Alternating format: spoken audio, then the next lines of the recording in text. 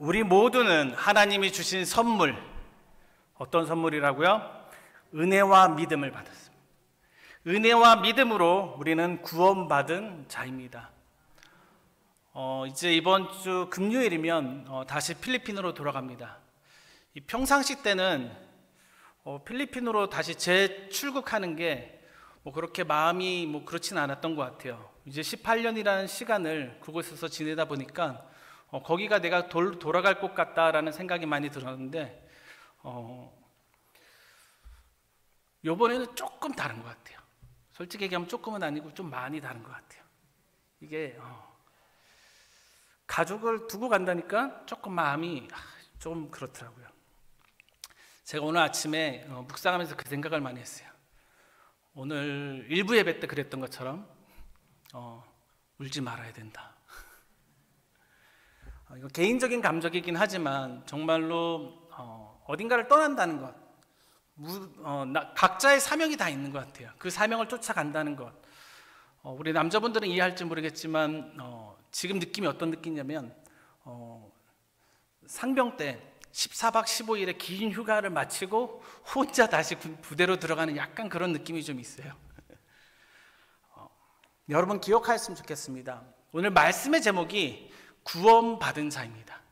내가 마지막으로 선교지에 들어가기 전 우리 제천성도교회 사랑하는 우리 파송교회 전해야 될 말씀이 무엇인가라고 생각했을 때 우리 중고등부하고도 잠깐 나눴었지만 우리의 아이덴티티, 우리의 정체성을 다시 한번 돌아봤으면 좋겠다라는 것이에요.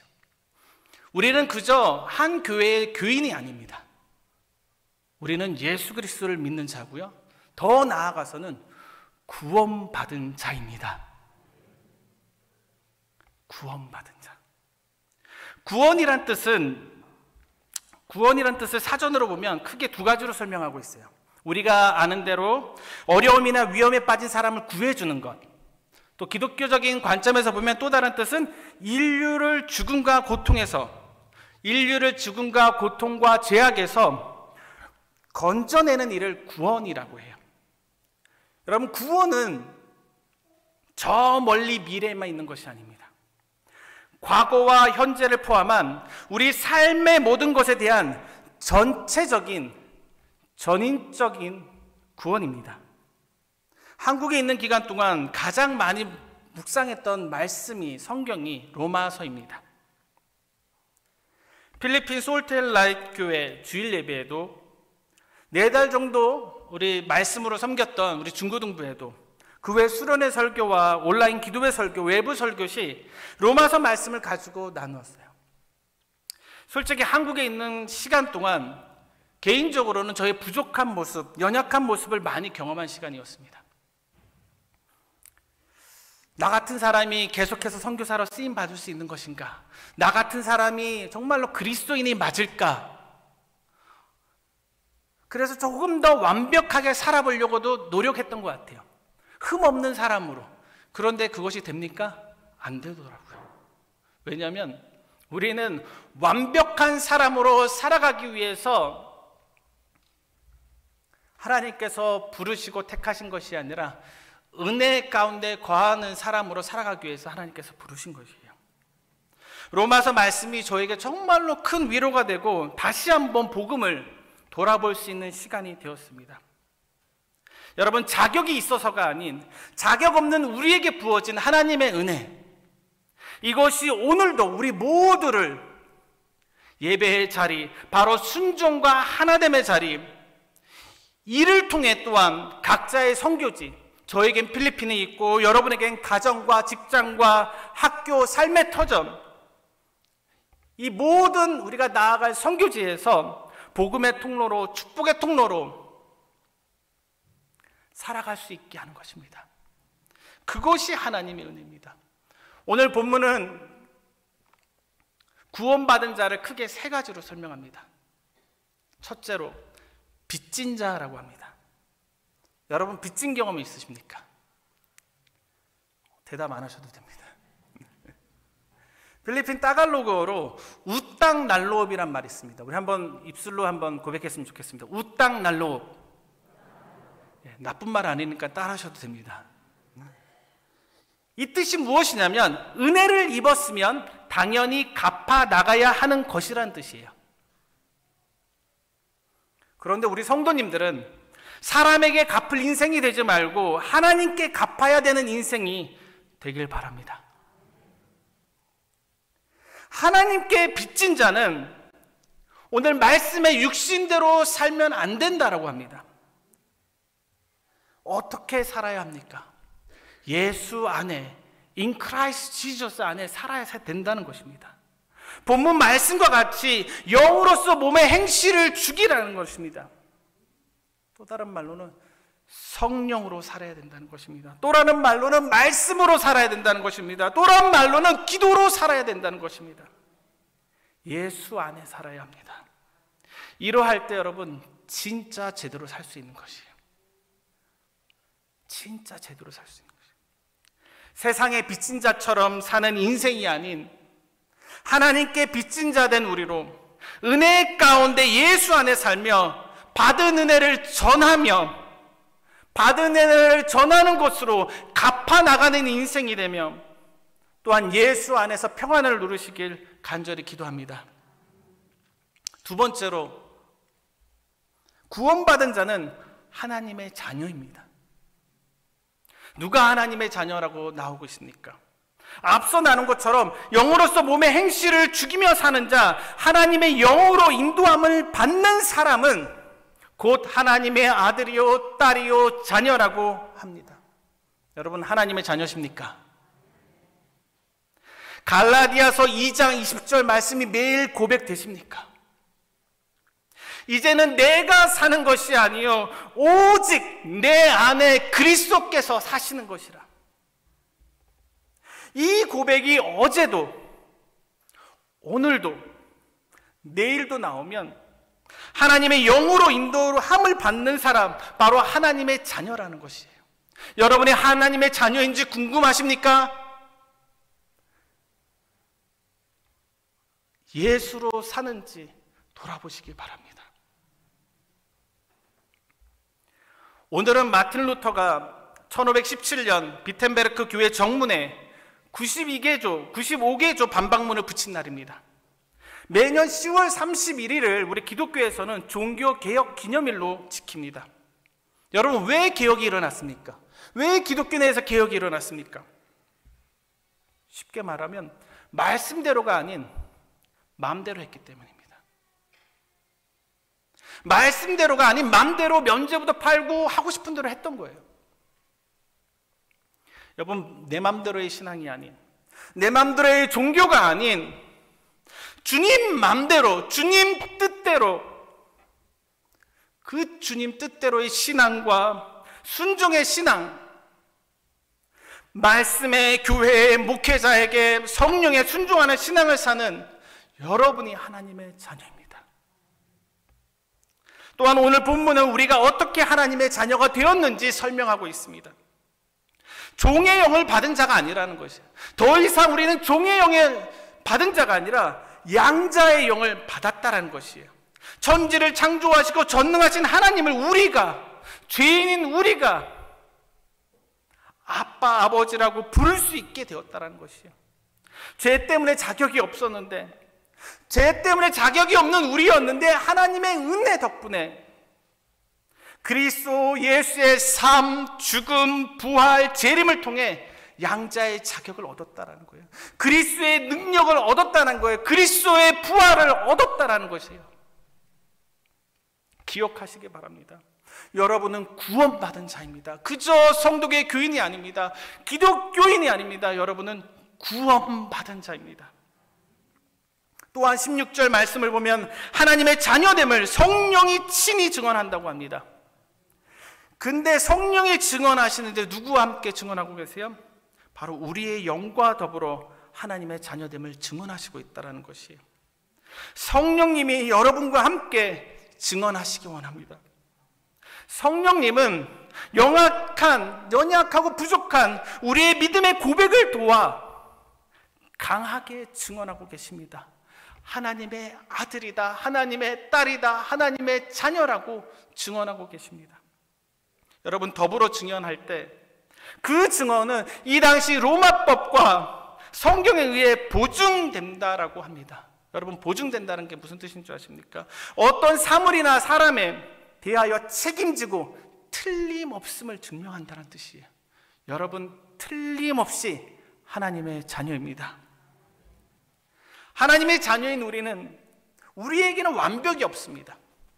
제가 좀 전에 잠깐 나눴는데, 제 개인적인 간증을 나눴는데, 완벽하려고 하니까 내가 율법으로 더 정죄당하게 되는 거예요.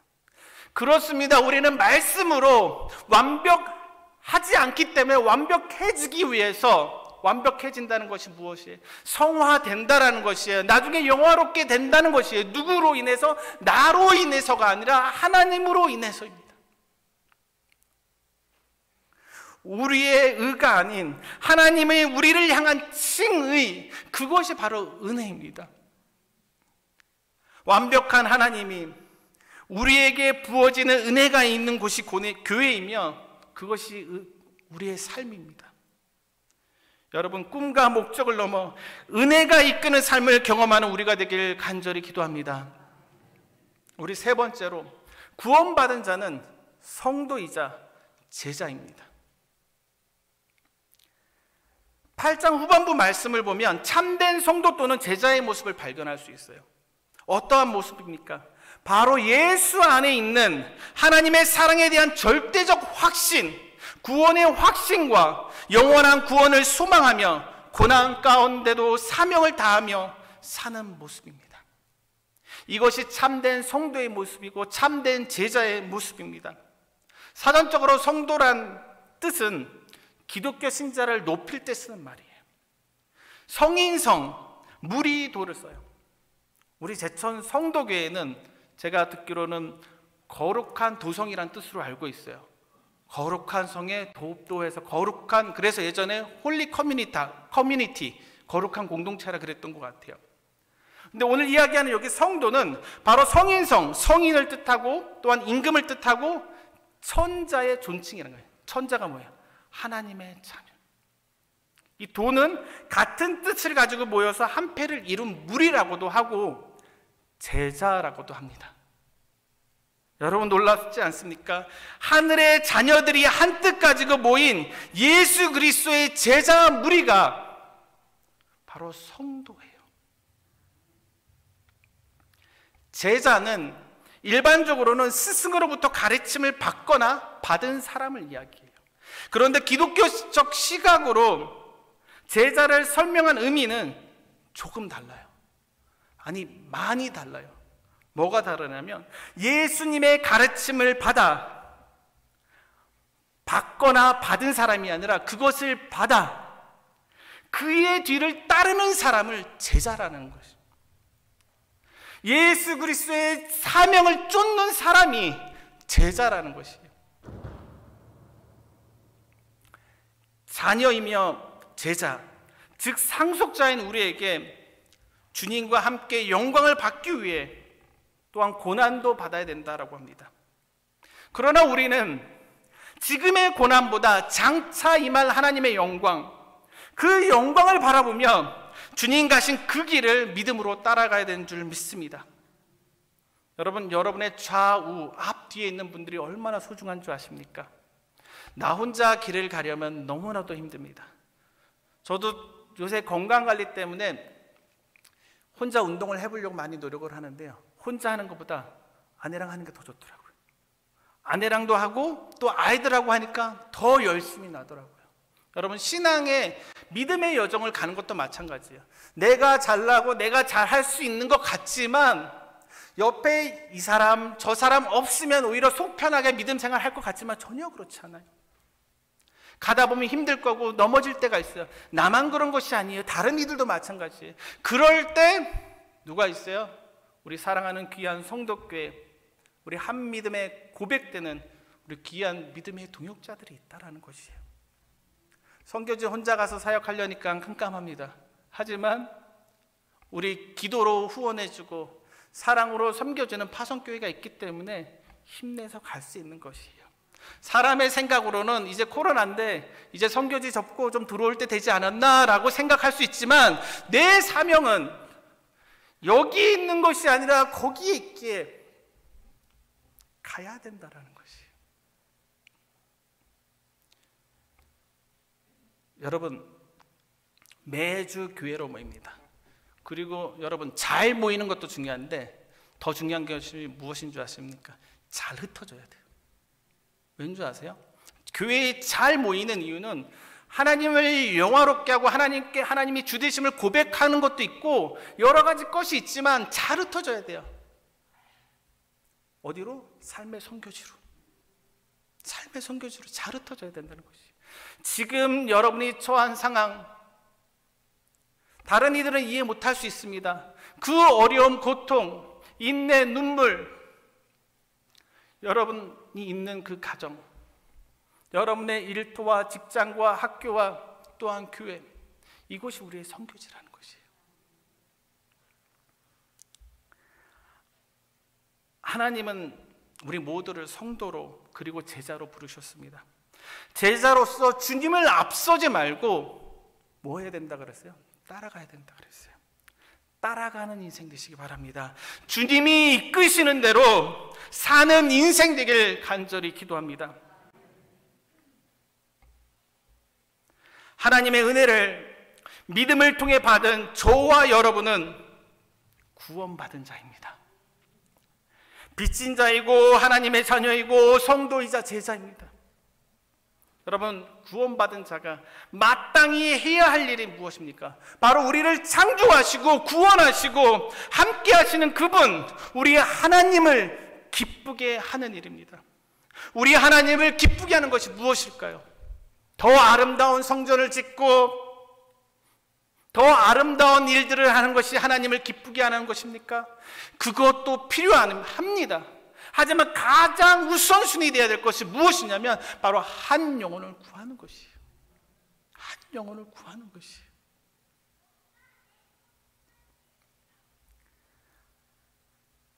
하나님이 우리에게 주신 미션, 전도고 선교입니다.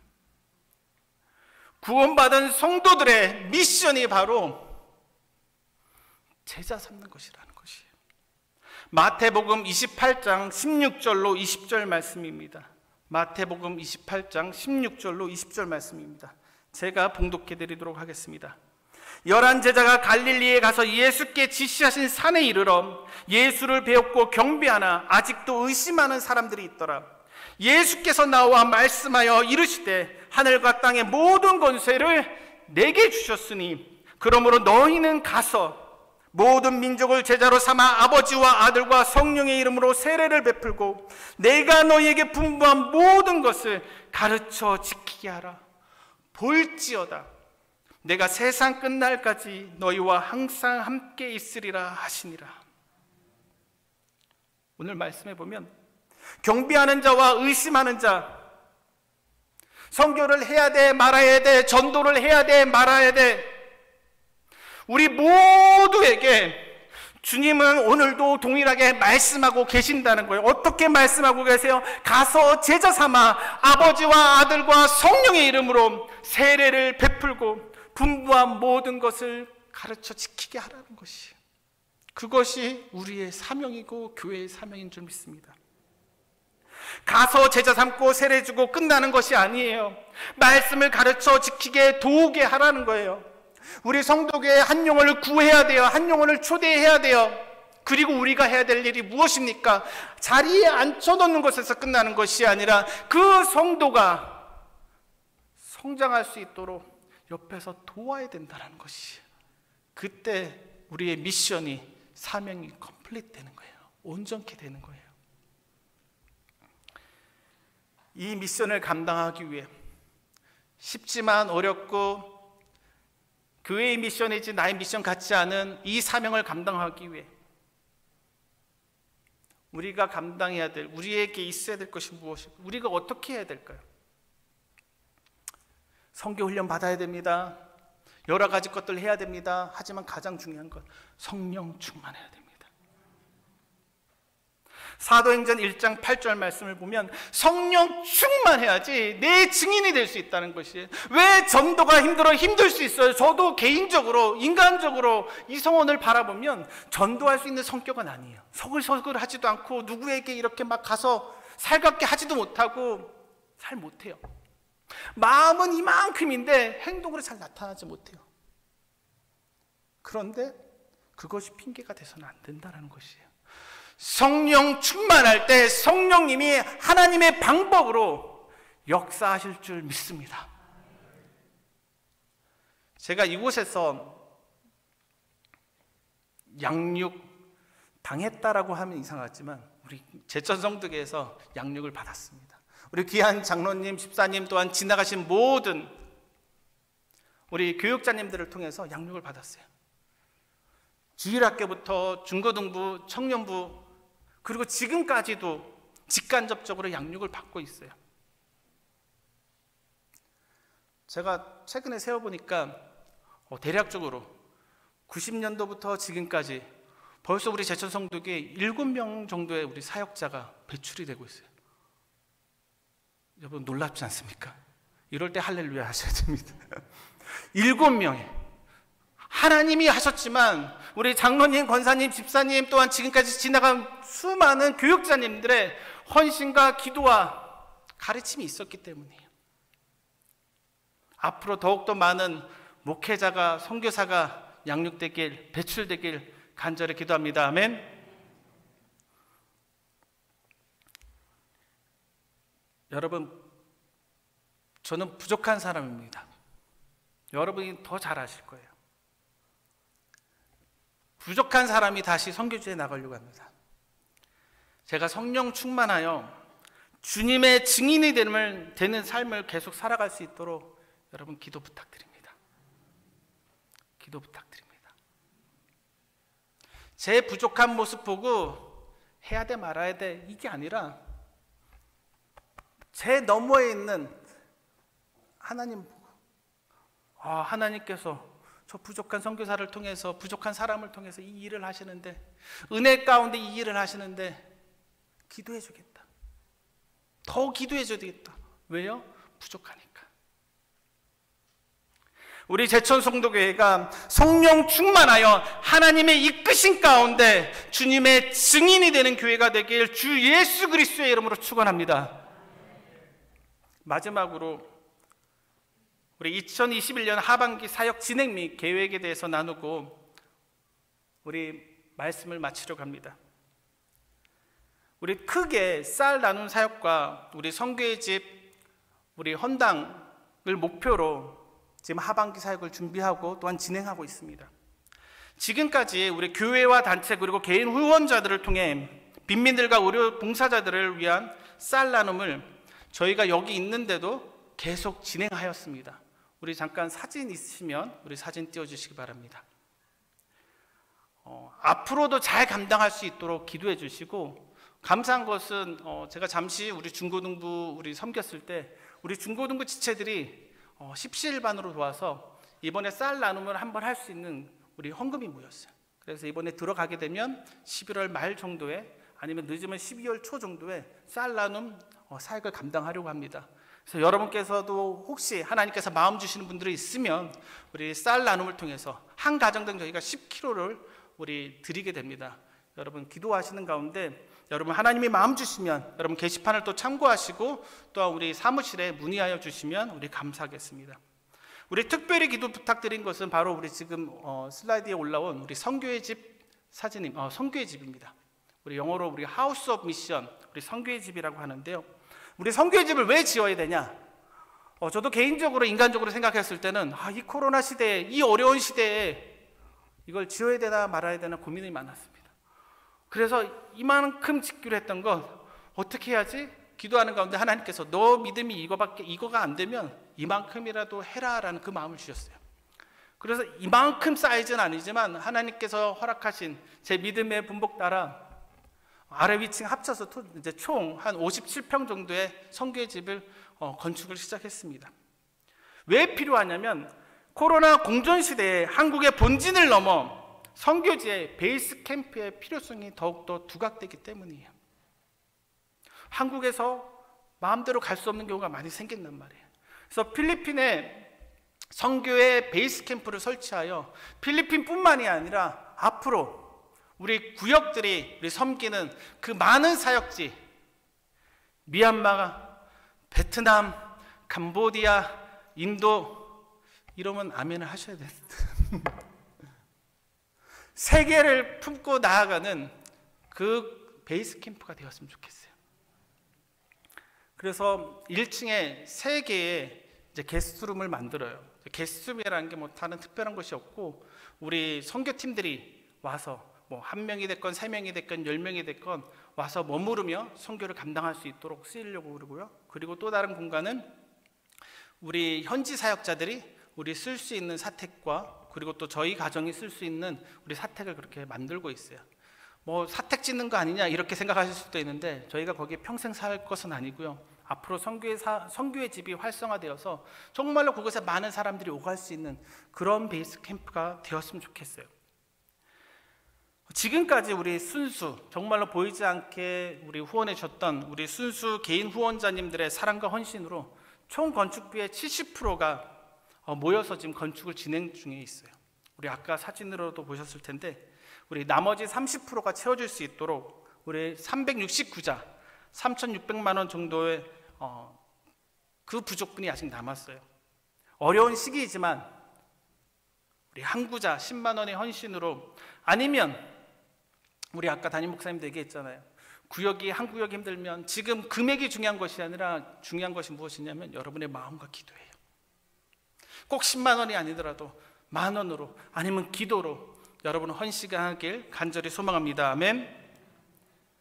여러분 쌀 나눔을 위해, 선교의 집을 위해 품고 기도하고 참여하는 선교사가 되어주길 기도합니다. 여러분, 다시 한번 말씀을 마무리하며 이 말씀을 다시 한번 전하기 원합니다. 구원받은 우리 모두는 복음의 빚진 자로서, 하나님의 자녀로서, 성도로서, 제자로서 성령 충만하여 미션을 감당해야 됩니다.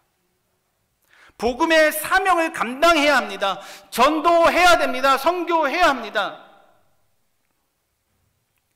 여러분, 구원받은 자인 우리는 다른 것보다 구원의 감격과 기쁨으로 행복하게 기도합니다. 성도교회가 행복했으면 좋겠어요. 근데 이것 때문에가 아니라 저것 때문에가 아니라 구원의 감격 때문에 내가 행복해서 이 감격에 기쁨이 넘쳐 흐르니까 우리 옆에 있는 분들도 구원의 감격 때문에 행복해지니까 그 구원을 맛보고자 하는 사람들이 찾아오는 그런 행복한 교회가 되길 간절히 기도합니다. 구원의 감격과 기쁨으로 전도하며 선교하는 하나님이 보시기에 심히 좋은 행복한 제천 성도교회와 각 가정이 되길 간절히 기도합니다. 우리 설교 후에 우리 주의 친절한 팔에 안기세라는 찬양을 할 것이에요. 주님 안에 안길 때, 주의 친절한 팔에 우리를 맡길 때, 개인과 가정과 교회 가운데 평안과 구원의 확신과 감격, 그리고 담대함이 임할 것입니다. 말씀을 마칩니다. 우리는 누구라고요? 구원받은 자입니다. 아멘. 기도하겠습니다. 사랑의 아버지, 감사합니다. 부족한 종이 하나님의 말씀을 전하였습니다. 하나님, 그렇지만 하나님의 말씀에 능이 있는 줄 믿습니다. 하나님 아버지여, 아멘으로 순종함으로 실천함으로 나아갈 때 그 안에 하나님의 역사가 있게 하시고 그 안에 하나님의 놀라운 기적이 경험되어질 수 있도록 주님 인도하여 주시옵소서. 우리 구원의 감격으로 행복한 제천 성도교회가 하나님 아버지 제천을 넘어 우리나라를, 세계를 섬기는 교회로 하나님 삼아 주시옵소서. 하나님 아버지, 가정이 복받게 하여 주시고 직장이 복받게 하여 주셔서 복음의 통로로, 축복의 통로로 아낌없이 쓰임받는 우리가 되게 하여 주시옵소서. 주님 구원받게 하신 감사합니다. 하나님께 영광 돌립니다. 예수 그리스도의 이름으로 기도드립니다. 아멘.